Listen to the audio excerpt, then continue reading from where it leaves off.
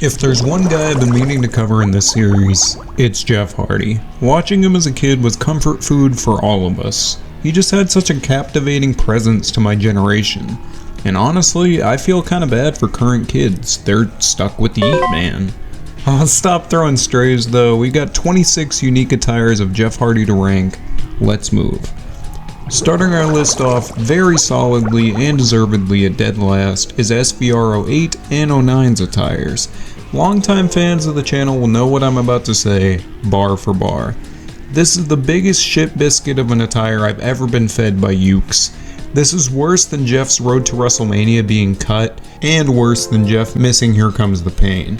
We waited years after Shut Your Mouth for Jeff to be in another game, and they took the most anticipated return for the most colorful guy on the roster not named Rey Mysterio, and gave him this horrible ass super generic all black wife beater and jeans combo, and stuck toilet paper up his ass.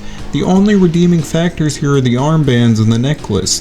The least they could have done is given him a Hardy Boys merch shirt or something, or like his Raw return outfit from 06. No, these lazy assholes just recycled the same boring ass fit 2 years in a row. But look, they cut his hair a little bit in 2009, ain't that cute? And if you thought we were done with recycling attires, we're only getting started. Our runner-up for the worst Hardy game attire is 2K18 and 19's entries. The recycling here doesn't really piss me off, it's just that Jeff looks ungodly generic and old as fuck in these games. I hated the long sleeve athletic shirts era for him. It worked a bit better in TNA because he was always wearing face paint, but here, with no face paint and bland hair, he just looks like a bicycle rider. At least there's purple on the sleeves, I guess. We've passed the recycling and we're on to the WWE Mayhem round. My apologies about the footage here, the game is really rough with camera angles, but to kick this off at 24 we got this red sleeves alt for Jeff, and man, this is just super lame. It's literally just a palette swap of 2K18 and 19, we already covered this. Still in our Mayhem bag here as we take a peek at the red stripes alt for Mayhem, and this is an improvement. It's nothing grandiose, but it's better than the boring solid color crap that we just covered. And to finish out our Mayhem round at 22, it's the peacock feather colored sleeves, and this is very much making the best out of a bad situation here. The wavy designs on the arm sleeves is better than the prior athletic tops we covered, but that's not high praise at all. Just when I thought we were done with sectioning things into rounds, we got the WrestleMania 2000 speed round. This game was literally just color swaps like it was a Smash Bros game, so let's not waste any time. The base here is a tribal sleeve 90s shirt with some trip jeans, and 21 is the white top, black bottoms alt. I think I prefer the Peter Griffin alt that we'll cover a bit later with a similar design. The default black on black alt kicks off our top 20, being a bit of a dull color swap of Smackdown 1. And the red shirt attire finishes our speed round at 19. It's actually not my favorite red shirt attire he's had though, more on that later. Moving on, we get the TNA Impact Android game that has been delisted for ages now, so my apologies on the potato footage here. The short 2010 era haircut is pretty interesting for this game, and I feel that Jeff's notions to change his hair so much will play into these rankings a bit here, where it wouldn't in other videos. I was kinda hoping that they'd do the Antichrist blonde streak in his hair in this game, but this is nice. The face paint is appealing and monochrome, looking pretty cohesive with his gear. Like, this is an alright look for Jeff, even though the quality of the footage is horrendous. Number 17 brings us to our first No Mercy alt, and this is the mesh attire from that game. This is super reminiscent of his WWF Raw fit, which we'll cover in a bit, but I just prefer his Raw hair over this one immensely. Speak of the devil though, we got Raw 1 at number 16, and this attire has much more complex and appealing hair for sure. It really just looks like a tweaked version of his Just Bring It attire, but I appreciate it for what it is. Number 15 is TNA Always Evolve, and I guess this counts as an attire, right? It is a video game, kinda. This was Jeff's fitness app that the Deadlock Boys actually say was pretty good, but I'm more interested in the look here, and I dig the red sleeves a whole lot. The multicolored hair mixed with the green belt is super 2012 as well. This isn't a rough attire at all. Up next we got Jeff's homage to Peter Griffin, and what can I say except I want those jeans, I love green pants. This attire looks to be right around that time of like No Mercy 99 with the ladder match. The shirt with the tribal decals is fun, and the basic sleeves with the blonde hair to boot is super indicative of early Jeff for me. This is by no means a show stealer, but it could be much worse. Talk about deep cuts though, how about Jeff Hardy's Dreamcast Royal Rumble attire? I fucking love the Dreamcast, by the way. Crazy Taxi was like one of the first scripted videos I ever did on this channel.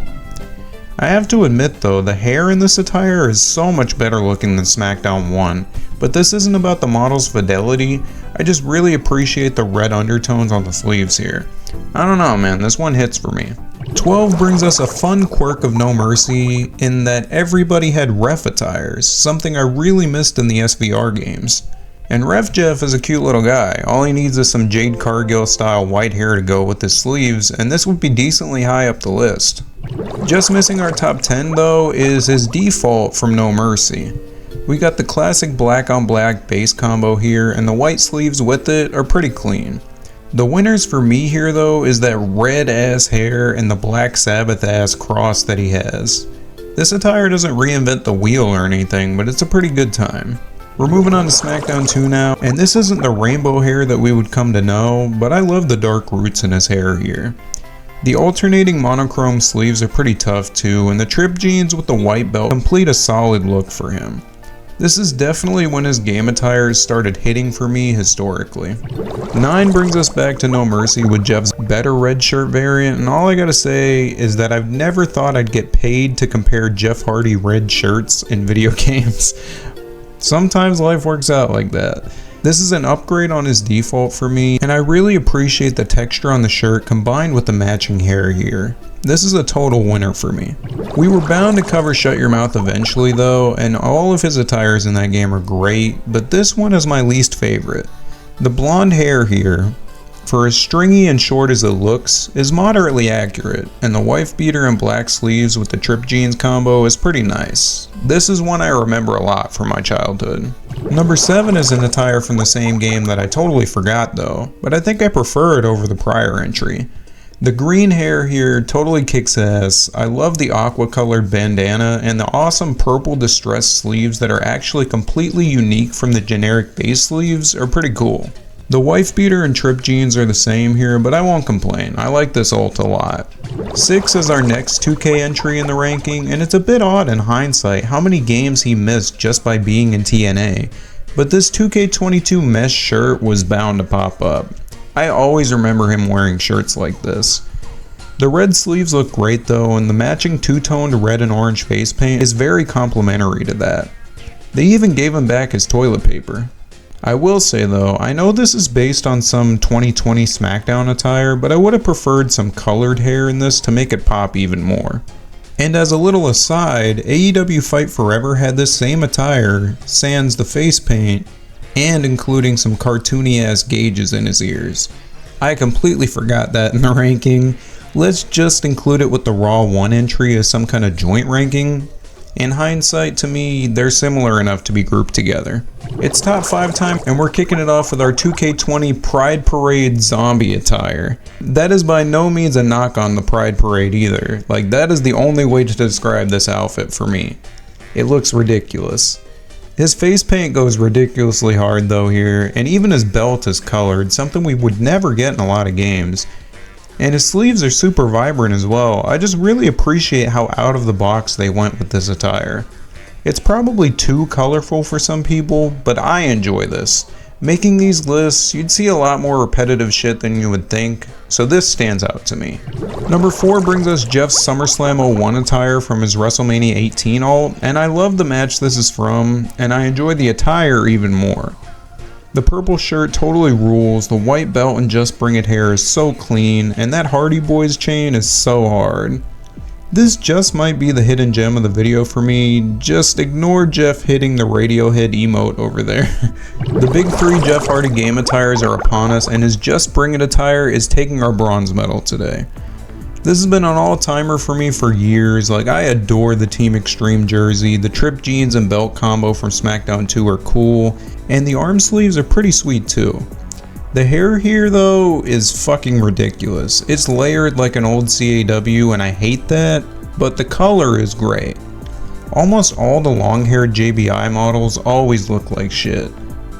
Jeff just had a lot of motion in 2001, like this guy was the original E-boy. Our runner-up though has to be the goated shut your mouth pigtails variant. Dear God, I love this costume. He's never beating those E-boy allegations. This attire was based on Unforgiven 2001, and man, I remember people in my comments in an old video shitting on this attire, but I love it. The pigtails rule, the neon yellow shirt is cool, and this is a great look for him in my eyes. Granted, he is missing his NYPD armband, but that was probably Ukes trying not to evoke 9/11 imagery. I don't know, it had happened pretty soon before that, and this is just a weird exclusion to that attire. Before we see our number one, let's take a look at my wish list for Jeff attires now that he's likely coming back to the 2K series. Straight off the rib, his first IC title win from Smackdown attire is weirdly ignored by game devs. I thought it was a pretty important outfit that he wore, and it's super memorable. His lost Here Comes the Pain attire has been on community creations every year for like a decade at this point too. Like, we need it in a game for real. And I also think his early Tribute to the Troops attire was pretty fun. It would have been pretty nice in an SVR game. And lastly, we need Royal Rumble 09 in a game. That was great. That would have been a super sweet face paint attire. And well, this was a foregone conclusion. Jeff's SVR 2010 attire is such a glow up from 08 and 09, it's ridiculous. This shit rules, and sure, it's the same black base with white sleeves that we're accustomed to by now, but goddamn, it was so vindicating for me as a kid to see him with face paint in an SVR game. The design is so striking, so iconic, so memorable, and the blue and blonde hair is just the cherry on top. This attire truly felt like a victory for me as a kid because he was one of my favorite wrestlers and I was so sick of seeing his attires recycled. I hope y'all enjoyed this one. Jeff Hardy was a vital piece of my infatuation with wrestling at a young age. And sure, we've all unfortunately had to see him stumble a few times in our paths to adulthood, just hoping the best for him. But seeing Jeff revered as a living legend today, fondly remembered by people who don't even give a shit about wrestling anymore, makes me smile. Jeff destroyed his body for us. I just hope that he's personally fulfilled with the legacy that he's left behind.